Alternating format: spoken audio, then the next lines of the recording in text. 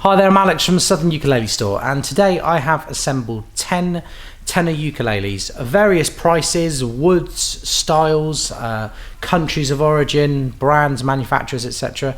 And they all share the distinction that I think they're pretty good. That's a good enough reason to make a video, isn't it? I certainly think sometimes that's the main reason I want to make these videos. It's very much about showing you the instruments that I think are special at certain price points, and at the time of filming we've got a very wide selection of really great instruments in stock that we may not have had in various patches over the last 2 years. Please do check out the description of this video for more information on each of these ukuleles and links to them on the Southern Ukulele Store website. But we're going to start with a tried and tested favourite, the Flight Fireball. You heard me mention it just a moment ago. This is uke number 1 today. This is the Flight Fireball. There has not been a single ukulele more popular than the Flight Fireball here at SUS in 2020, 2021. Since it was introduced, there has been a steady stream of people interested. There's something about the aesthetic of this ukulele that makes it appear to be more expensive than it is. This is a mid-intermediate priced ukulele, but plenty of professional players. One of my favourite uke Instagram players, 4String Boy, plays one of these. The kind of people out there that are making a living from ukulele are quite happy to go for something like this, and with good reason. It's all solid mango with a scoop cutaway to reach those upper frets. You also have a matching sound hole rosette, that kind of dark, moody theme. There's a pickup as well, so there's a volume and tone control just tucked away inside. And you've got an N-pin socket there. The pickup itself is a piezo pickup that goes underneath the saddle. You have the old spider's eye bridge pins, those red jewel looking bridge pins, and you have the side set dots, so when you're looking down you see the full range of the fingerboard. A slotted headstock with a mango face plate with open gear tuners, a 38mm nut width, which is the key ingredient to much of Flight's success. They're really tapping into people that want a premium, deluxe feeling ukulele on a budget, and it comes with a gig bag. There's really nothing not to like about a Flight Fireball. So let's give this one a play and see what you think.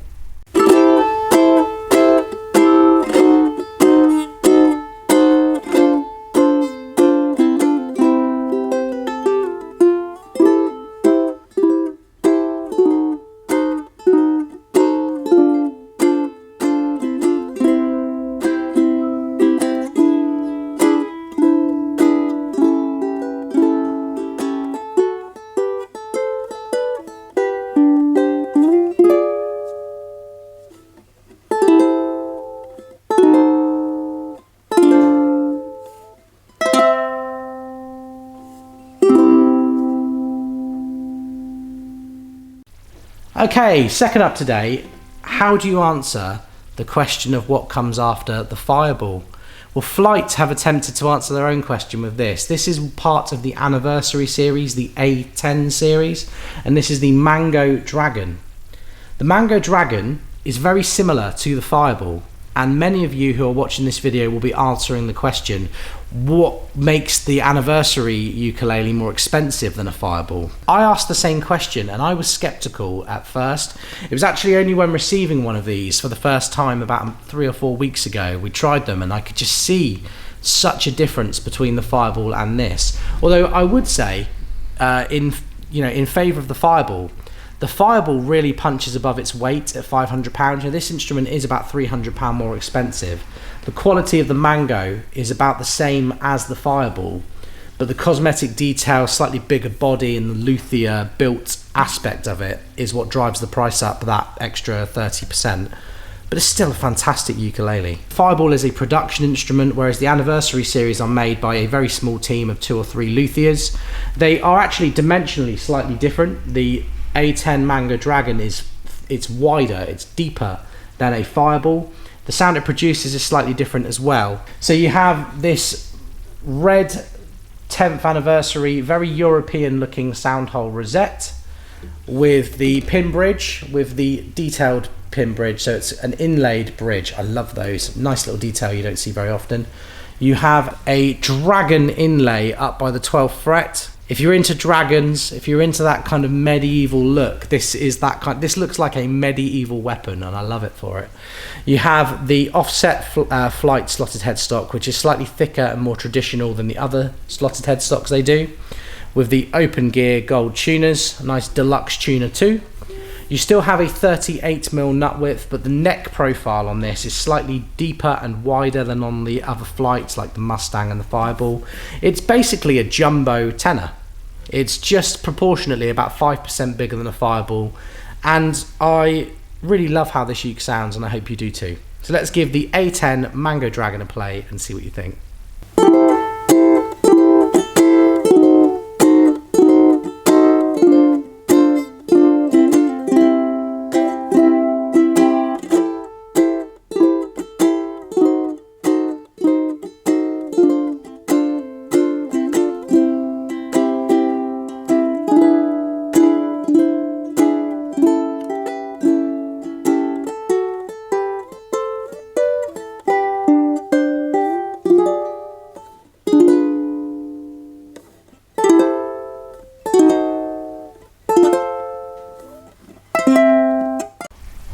Next up today, we're going to take a look at KoAloha and the KTM-00MG, which is the standard Mango series. KoAloha have shifted their ukulele series over the years a few times. So you have the Royal Pukaki series, which is a satin finish. You have the standard Koa and the standard Mango.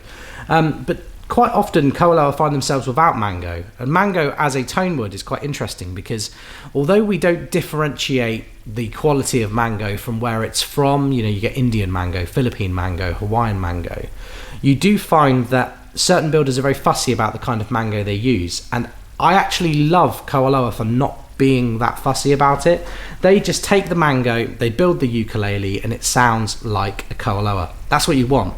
You look at this one, for example, it's a fairly straightforward looking ukulele, but the hidden depths to the wood grain as you look through it has this kind of papyrus map quality to it, and it looks gorgeous all the way around, and they look radically different. I recommend you have a look in the description of the video and check out the links to see just how wildly different one looks to the next. And it's still in its DNA at its core a KoAloha, so it still has that vibrancy, that bounce, that poise, an almost untamable quality to the sound. And even KoAloha themselves can't seem to iron that out. So over the years, you might notice, if you're a follower of this channel, that KoAloha have changed the body shape slightly. They've changed the amount of frets, which changes the position of the bridge. But these ukuleles still have that ability to jump off the page. That's why you see so many fingerstyle players play KoAloha, and I just love them for it. You have a mahogany neck, which is CNC shaped with an ebony fingerboard and abalone dots on the fretboard. You have a mahogany faceplate, like not really a faceplate, a plain mahogany front with abalone inlay, and KoAloha's closed gear Dujung tuners.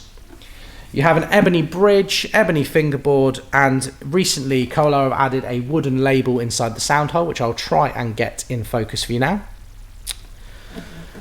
But regardless of whether you're into your Koa or your Mango, a KTM-00 is the way forward, and I'm going to give the KTM-00MG a play for you.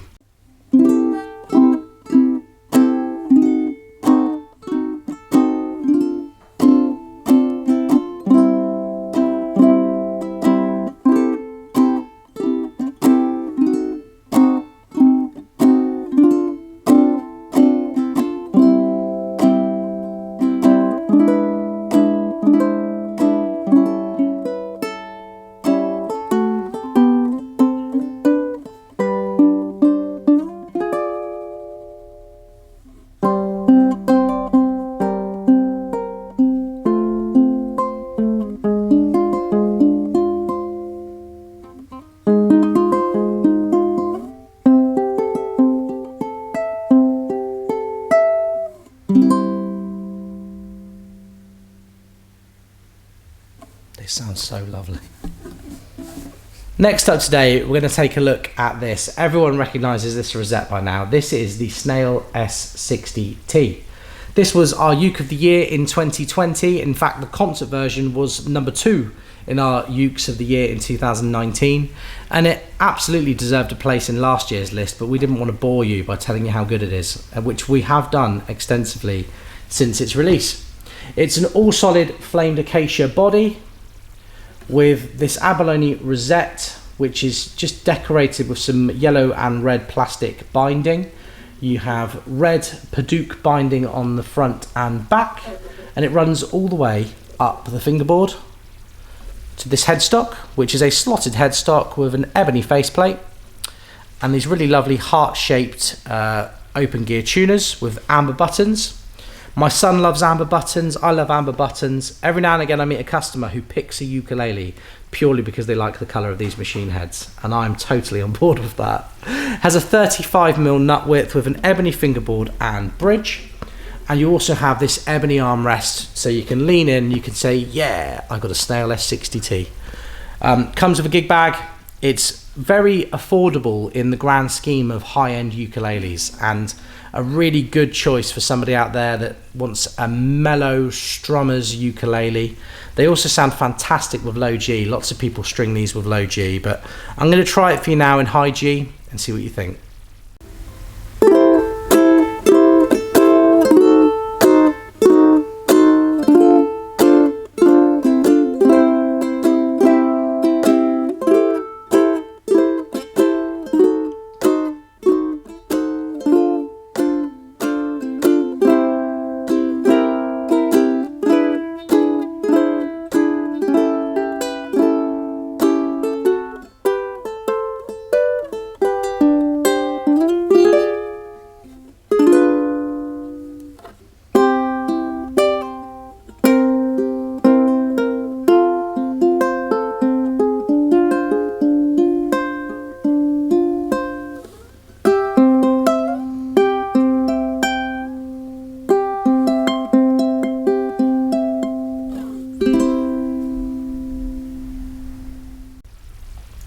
Next up today we have a uke that I've put in this video because it's such a strong rival to the S60T. This is a Millar TA-260G. The first thing you'll note about the Millars is that they all look like they are worth about 5 times the price they actually are. The wood that is used in these Millars is like a custom shop wood to look at. It's all solid acacia. Super intricate looking stuff the more you look around the body, with a rosewood fingerboard and bridge like a traditional ukulele, like a style 1. It's not got all the fancy abalone and the binding, but that's not what every person who plays the ukulele is looking for. You have a traditional paddle headstock, which means slightly less string tension compared to a slotted headstock. You know, on the Snail they're slightly tighter by comparison. You have a mahogany neck, and you have these De Jong made Millar tuners, which have the wood buttons. It's a 35mm nut width again, with a really strange neck shape. The Millars are not as round as, say, a Snail or a Flight. They have almost a flat point just on the back. But what really appeals to me about these ukuleles, and I think will appeal to many of you, is that it's very much a family business. You know, these ukuleles are made by a really cool guy called Eric in Taiwan with his family. You know, I think his mum does some of the spraying, his dad does some of the assembly. It's a family affair. It's a small company that do very intricate, very cool, quirky, and very keepable ukuleles for well within most people's budgets. Let's give the TA-260G a play and see what you think.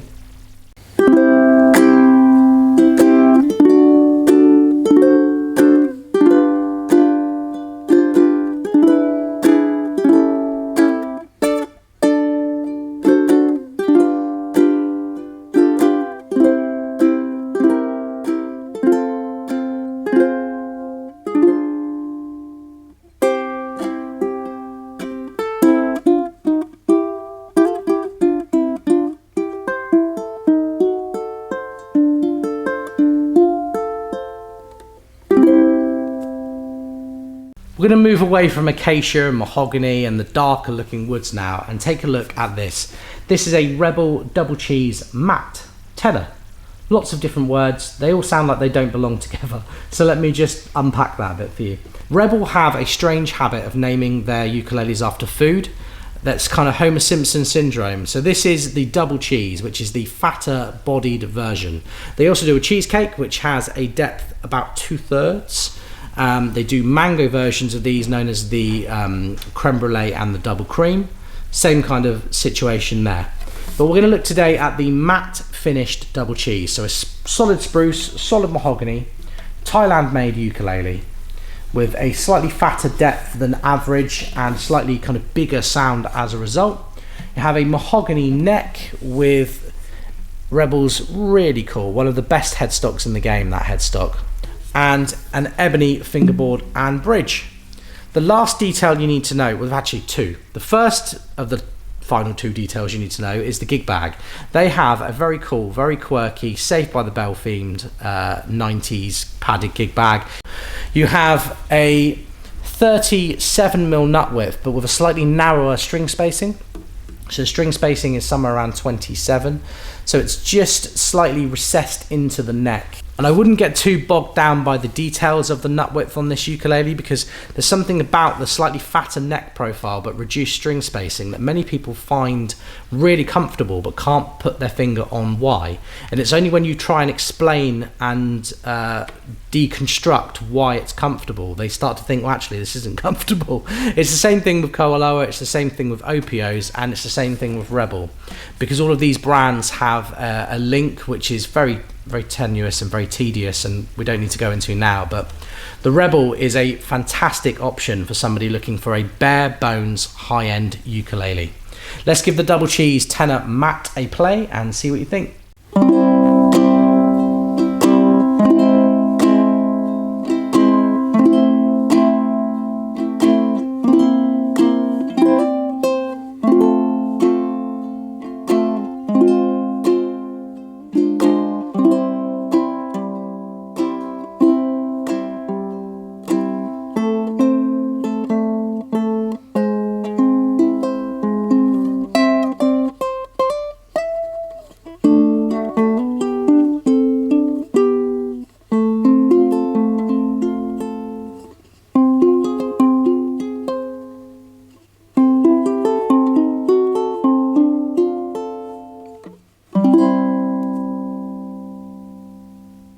Next up today, we're going to take a look at the Pono ATSH-SP, which is the step up from the deluxe series that Pono do.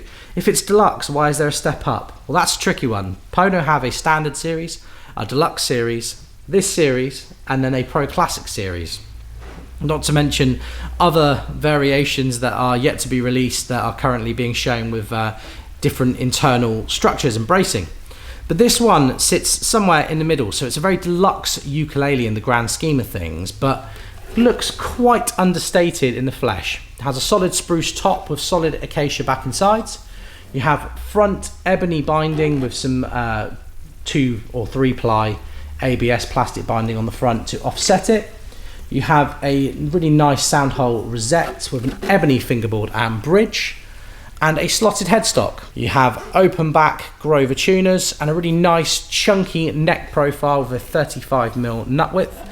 The best compliment I can pay Pono is that I have played extensively different KoAloha ukuleles, which is the Hawaiian custom shop that these ukuleles are a tribute to, and I cannot tell the difference. Sometimes a Pono ukulele has all of the vibrancy, guts and bravado that the expensive Hawaiian made version has. These are made in a very small workshop in Java, Indonesia. They have been for well over 10 years now, and just like that Snail S60T, there's something iconic about the Pono design. It was one of the first serious ukuleles that people could buy on a budget before the ukulele really took off in popularity about 10-12 years ago. And they've just been quietly and consistently building them ever since. So let's give the ATSH-SP a play and see what you think.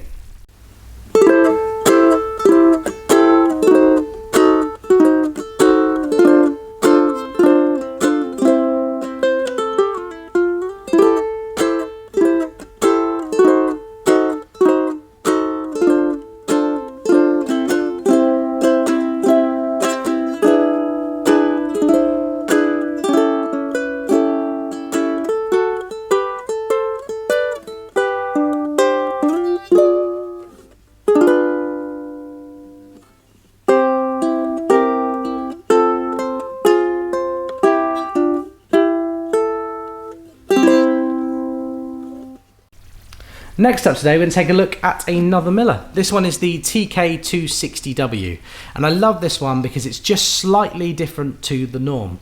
This one has a cypress top with Palfero back and sides, known as Bolivian rosewood, and everything about this ukulele is just 5% different to everything else on the market at the same price.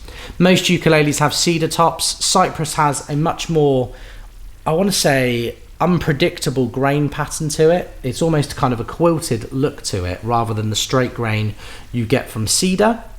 You have this Bolivian rosewood, aka Palfero back and sides, which is just so dark that I can't possibly pick up the wood grain on camera. It's just chocolatey, it's velvety, it's moody. I like that it's moody, you know. It has the rope binding, the traditional Nunez style rope binding, going all the way back to the origins of the ukulele, with a similar rosette, a rosewood fingerboard and bridge with a slotted headstock. One of the coolest logos in the game right now is the Millar logo. I was just waiting for the camera to focus on it there. One of the coolest logos in the game. You have these open gear tuners which have a rustic, almost antique look to them, and the white ivory buttons. Really classy, really high-end feeling ukulele. And you'll struggle to find a better ukulele under £1,000. This ukulele really does hold its own against some much heavier, much more premium competition. And just this week I've had people come in and try Millars and go away with this model, and if I was looking to pick up a tenor ukulele that I could gig with, perform with, record with, play jazz, play pop, play anything on, this is one of those ukuleles. Let's give the TK-260W a play and see what you think. And I know some of you out there are probably thinking, Alex, you play the same 3 songs over and over again. What are you talking about playing jazz, soul or pop? I'm sorry. I'm doing the simple songs for you folks, so you can hear the same demo on different videos, but I promise I can play more than 3 songs.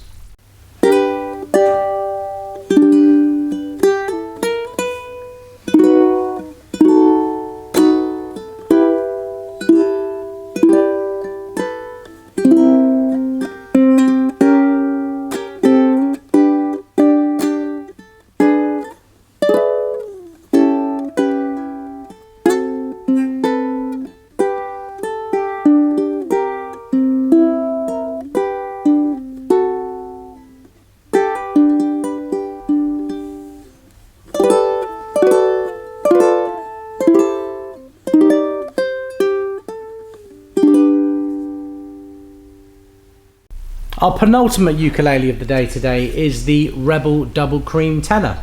This isn't the one with the really long complicated code or the one named after cheese. This is the one named after cream. This is the one that's all solid mango. It's got the fatter body depth, so the wider body depth, just a hair wider than your average tenor ukulele. You still have quite nice slim proportions on the tenor body itself, with that really lovely Rebel headstock with the ebony faceplate and the Goto planetary tuners.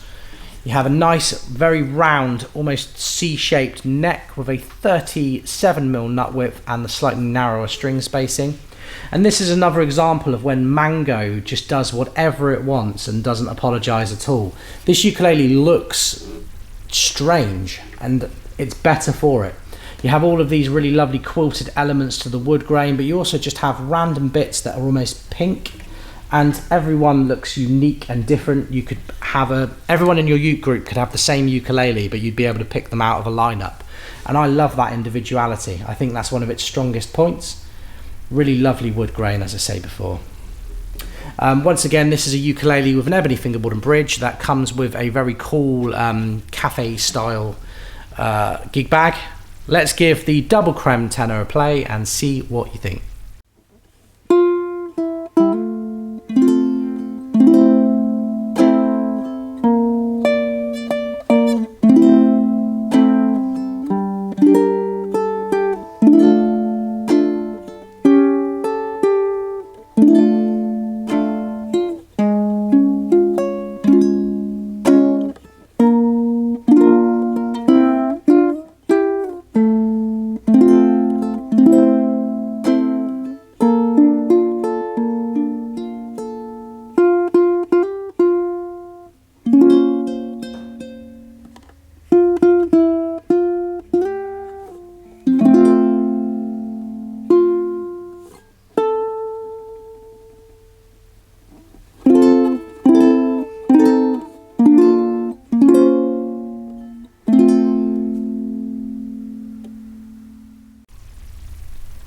Okay, the final ukulele we're going to look at today is this absolutely drop dead gorgeous KSR-T by Kanile'a. Now, Kanile'a, one of the loveliest Hawaiian companies, one of the loveliest families to deal with in the business, and they produce great ukuleles that look amazing too. It's a double whammy. They're the kind of ukulele company and kind of ukulele family you want to take home to meet your mum and dad and say, I've met the one. And I feel that way about so many of their ukuleles. This one is a deluxe grade, which is the second tier. Maybe we should just unpack that. You have Select, Deluxe, Premium and Master grade, and then the denotation of the model name, which on this is the KSR-T, is the type of ukulele. So this one is Deluxe Koa on the top, back and sides, obviously all solid. Made in Kanile'a Bay in Honolulu. It has a Koa armrest, which is really hard to spot, but very comfortable on the arm. And you have the traditional style slotted headstock, which has a kind of sheer top to it, but it's still really slimline and has this really lovely torqued back angle to create a bit more tension for the player. You have Goto Stealth tuners, which are the tiniest tuners on the block, but with a really nice wide turn ratio. A 38mm nut width with a nice wide string spacing, and white mother of pearl dots, a pin bridge with ebony bridge pins, and there's lots of other things to talk about as well that aren't immediately apparent. So it has a UV gloss finish, a really fast curing finish, which is much more environmentally friendly than an old style nitro finish. Kanile'a have worked extensively on their bracing patterns over the years, so if you look inside the ukulele, hopefully you can see right now some almost scaffold style bracing called True R bracing. It's like the newest incarnation of that, so it has very minimal contact points across the top, allowing the top to vibrate more freely, but still with enough support and strengthening points that the instrument itself is tough and resilient.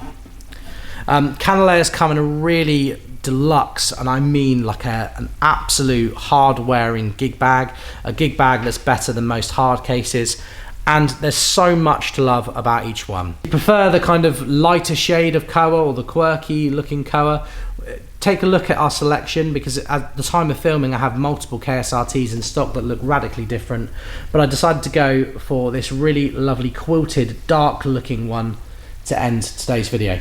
Let's give it a play and see what you think.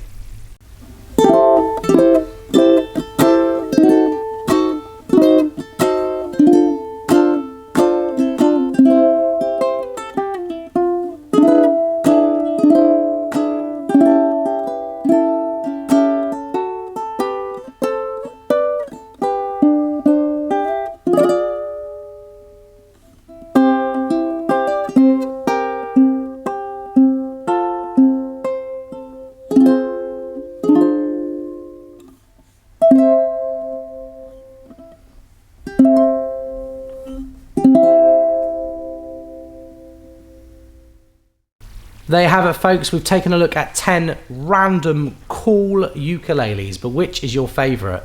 Maybe we could play a game if you've watched it all the way to the end. Why don't you, in the comments section, try and guess each one in order of price from cheapest to most expensive. I guarantee that there's one in there that you'll hiccup on, because these instruments are so well priced, in my opinion. It's part of the reason that I'm kind of choosing them to make this week's video. But yeah, if you have any questions, you can contact the team in store on 01202 430 820, or you can email me at alex@ukulele.co.uk.